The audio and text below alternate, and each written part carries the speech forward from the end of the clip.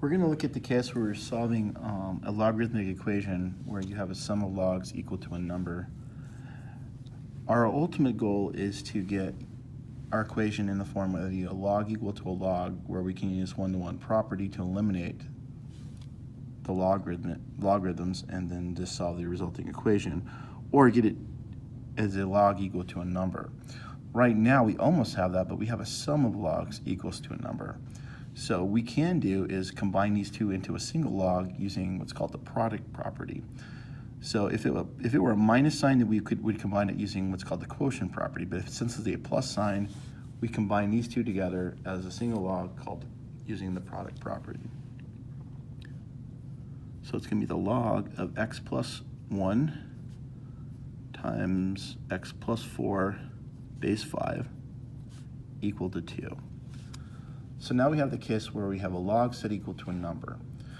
At this point, we just simply change forms. So rewriting it as an exponential, we start with the base here. We're going to raise it to the second power, set equal to this quantity here. So you have x plus 1 times x plus 4 set equal to 5 to the second power. So on this side, we have a product of two binomials set equal to 25. So let's go ahead and multiply this out. So x times x gives us x squared. X times 4 gives us 4x. 1 times x will be x, and then 1 times 4 will be 4, and then 5 squared is 25. Simplify it by combining like terms. Combine the two x's together to get 5x plus 4 equals 25. So now we have a quadratic equation. So in this case, like we did in the past, we're going to set the quadratic equation equal to 0. So that means we're going to bring the 25 over, and the result would be a negative 21 equals 0. All right, so now in quadratic we have basically a couple options. We can either see if it factors, and then we can use the zeros from there, or we have to solve for the zeros using quadratic formula. In this case, we have to find two numbers that multiply to give us 21. That would be 3 and 7, and 1 and 21. Now, the result would have to be negative 21, so that means one of them has to be positive, one has to be negative, and the difference has to be positive 5, and that's not going to happen. So that means we're going to have to go ahead and use quadratic formula here. So go ahead and write x equals, the b value is 5, so that'll give us negative 5 plus or minus the square root of b squared, which would be 25, minus 4 times the a value, which would be 1, times the c value, which would be negative 21, all over 2 times a, which would be 2 times 1. Now simplifying the inside part, you can have negative 5 plus or minus the square root.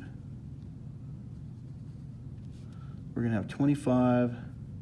Now since two of the numbers are negative, that's going to result in a positive. When you multiply them together, you'll get a positive 84. All divided by 2.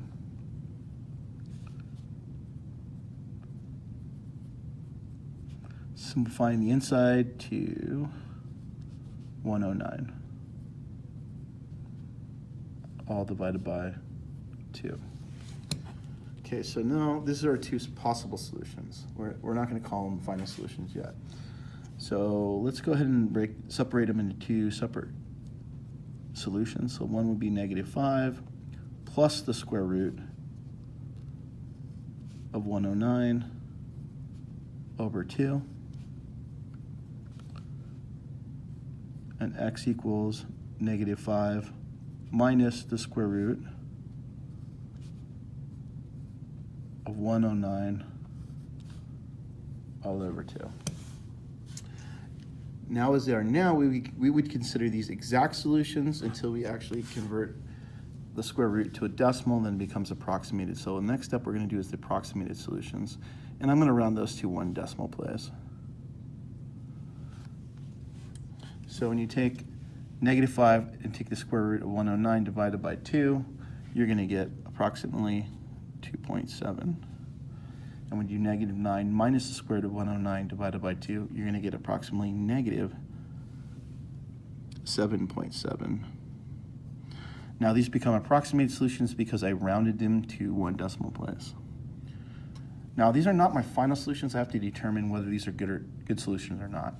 Now logarithms have a domain of x values that have to be greater than or equal, or I'm sorry, greater than 0. It can't be equal to 0 and it can't be negative.